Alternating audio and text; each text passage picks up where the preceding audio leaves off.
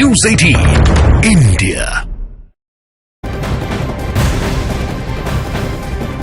और केरल से इस वक्त की एक बहुत बड़ी खबर मिल रही है। केरल की एक कोर्ट ने पीएफआई के 15 एक्टिविस्ट को मौत की सजा सुना दी है। इन सभी को कोर्ट ने वकील और बीजेपी नेता की हत्या का दोषी मान लिया है। ये इस वक्त की ब्रेकिंग न्यूज आपको बता रहे, बीजेपी नेता की हत्या के मामले में दोषी पाया गया था और उसके बाद अब ये बहुत बड़ी खबर है, मौत की सजा सुना दी गई है। केरल से ये ब्रेकिंग न्यूज है। केरल की एक कोर्ट ने पीएफआई यानी कि पॉपुलर फ्रंट ऑफ इंडिया के 15 एक्टिविस्ट को मौत की सजा सुना दी है।